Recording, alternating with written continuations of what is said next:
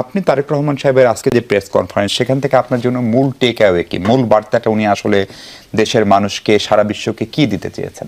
না, আপনি যদি এক কথায় বলেন যে রাজনীতির গুণগত পরিবর্তন এবং রাষ্ট্র ব্যবস্থাপনায় যে গুণগত পরিবর্তনের কথা বলা হচ্ছে, সেটি তিনি সম্পূর্ণভাবে ধারণ করে কথা বলেছেন। যেহেতু আমরা বিজয়ী হয়েছি, অথবা আমাদের দায়ও বেশি, সেই জন্য দেখবেন যে আগামীকাল কিন্তু আমিরে জামাতের বাসায় যাওয়া বা নাহিদ ইসলামের এনসিপির প্রধানের বাসায় যাওয়া, এবং আমরা মনে করছি যে বৃহত্তর জাতীয় স্বার্থে আমরা কাজ করব, সৌহার্দ্যতাপূর্ণ একটা সম্পর্ক থাকবে, কার্যকর বিরোধী দল থাকবে, কার্যকর সরকার থাকবে। এবার মনে রাখতে হবে শুধু সরকারের দায় বিরোধী দলের উপর জবাব থাকবে না, সরকারকে নিজেকেও আইনসভার উপর দায় থাকতে হবে। কারণ সরকারি দলেরও অনেকেরও কথা বলার সুযোগ থাকছে এবং সেও সরকারের কাছে জানতে চাইবে, নিজ দলের সরকারের কাছে। যার ফলে আমাদের রাষ্ট্রের তিনটি বিভাগ, ধরেন নির্বাহী বিভাগ, আইন বিভাগ, বিচার বিভাগ, তিনটি স্বতন্ত্রভাবে ফাংশন করছে। কারণ আইন বিভাগের কাজ হবে সরকার ঠিক মতো ফাংশন করছে কিনা সরকারকে জবাবদিহিতার মধ্যে রাখা। নির্বাহী বিভাগ এবং আইন বিভাগ আবার বিচার বিভাগের কাছে ওই দুই বিভাগ সঠিকভাবে ফাংশন করছে কিনা তারও একটা কিন্তু অবজারভেশনের মধ্যে থাকে। আর জনগণ তো আছেই, যেহেতু গ্রহণযোগ্য নির্বাচনের এক সার্বজনীন পথ আমরা নিশ্চিত করেছি যে 5 বছর শেষে ক্ষমতায় ছেড়ে আপনাকে নির্বাচন করতে হবে। যার ফলে জনগণের ক্ষমতায়ন যখন হচ্ছে নিশ্চিতভাবে, তখন কিন্তু রাজনৈতিক দলগুলি, সরকারি দল, বিরোধী দল, উভয় কিন্তু যথা উপযুক্ত ফাংশন করার প্রয়োজন রয়েছে।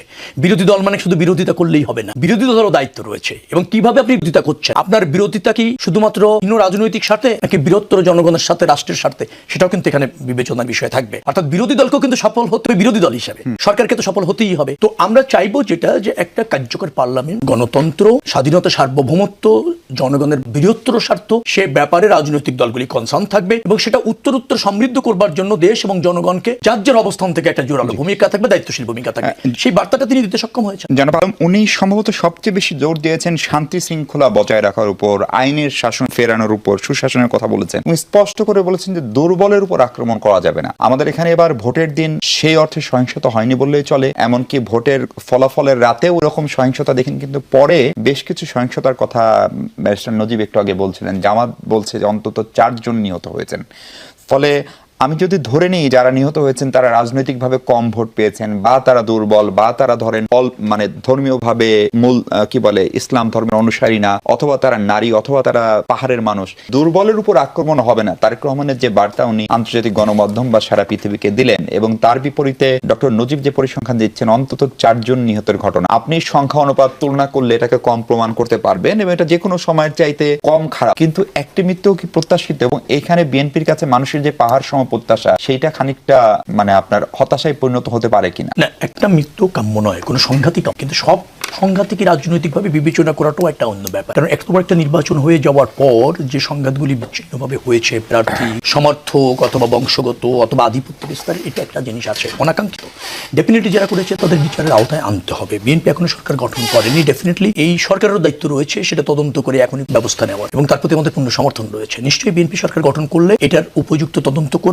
এবং আরেকটা কথা বলা, নিহত অনাকাঙ্ক্ষিত কোনোভাবেই, কিন্তু নিহত হলেই কিন্তু দায় আরেকজনের হয়ে, অনেক সময় আত্মরক্ষার থেকে তো নিহত।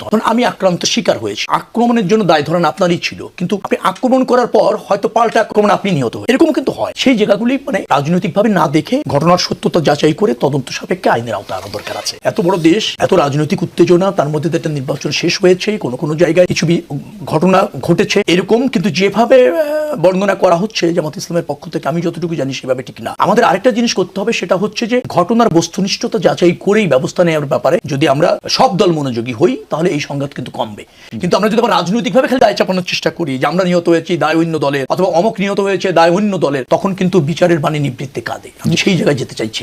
শেখ আলম, জামাতের পক্ষ থেকে 30টি আসনে পুনঃ ফলাফল গণনা দাবি করে সেই 30 আসনের বিজয়ী প্রার্থীকে শপথ না পড়ানোর জন্য নির্বাচন কমিশন বরাবর একটি দাবি জানানো হয়েছে। নির্বাচন কমিশন যদি এটাকে আমলে নেয়, তাহলে ইলেকশন কমিশনের যে আপনার শুনানি বা যারা এই সেমি কোয়াসি জুডিশিয়াল বডি, তাদের কাছে প্রেরণ করতে পারে। ফলে 30টা আসনের ভোট গণনায় আসলেও কোনো সংকট ছিল? আমি তা মনে করছি না। ভোট গ্রহণ না, শুধু ভোট গ্রহণ প্রক্রিয়া, গণনা প্রক্রিয়া, ফলাফল প্রক্রিয়া স্বচ্ছভাবে হয়েছে বিধায় আমার জানা এবং আমার দেখা। আমি নিজে যদি নির্বাচন করেছি, 36টা কেন্দ্রে আমি গিয়েছি, সেখানে গণনার সময় আমি উপস্থিত থেকে দেখেছি সব প্রার্থী তার রেজাল্ট শিটে সই করেছে এজেন্টরা, এবং সেখানে নিরপেক্ষভাবে গণনা হয়েছে। যেহেতু হাড্ডাহাড্ডি একটা লড়াই হয়েছে, উত্তেজনা থাকে, মনে করা হয় যে আমি ডিপ্রাইভ হলেও হতে পারি, বা গণনার মাধ্যমে যদি 2-3 হাজার ভোট বাড়ানো যায় কিনা, এরকম একটা শঙ্কা থাকে। কিন্তু আপনি দেখেছেন জামাত ইসলামের প্রধান কিন্তু গতকালকে বলেছে তিনি ফলাফল মেনে নিয়েছেন, নির্বাচন ভালো হয়েছে এবং এটা একটা ভালো নির্বাচন। নির্বাচন, অভিনন্দনও জানা হয়েছে বিজয়ী দলকে, তারপর আবার এখানে যা ওই যে বললাম আমরা কিন্তু বেরিয়ে আসতে চাই কালচার থেকে, কিন্তু আবার ওখানে একটু থেকে যাচ্ছি।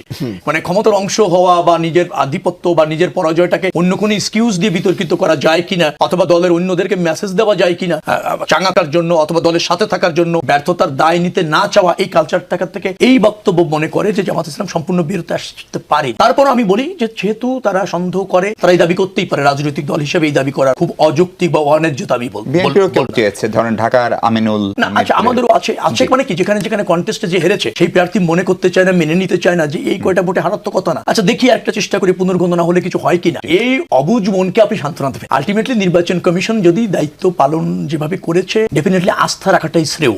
আমরা একটা ভালো নির্বাচন করেছি, একটা ভালো সরকার, বিরোধী দল। জামাত ইসলামকে অভিনন্দন, অনেক ভালো তারা করেছে। ফ্যাসিবাদের পতনের পর একটা রাজনৈতিক শূন্যতা তৈরি হতে পারে বলে যে শঙ্কা ছিল, তার থেকে উত্তরণের একটা সুযোগ আমাদের হয়েছে। ধরেন জামাত এনসিপি জোট বেশ ভালো করেছে। এই অগ্রযাত্রার প্রতি এবং মানুষের প্রতি আস্থা রাখতে হবে। আমাদের মানুষ অকুণ্ঠ সমর্থন দিয়ে, রায় দিয়ে, আস্থা দিয়েছে আর রেখেছে, ডেফিনেটলি সেভাবে আমরা রাষ্ট্র পরিচালনা করতে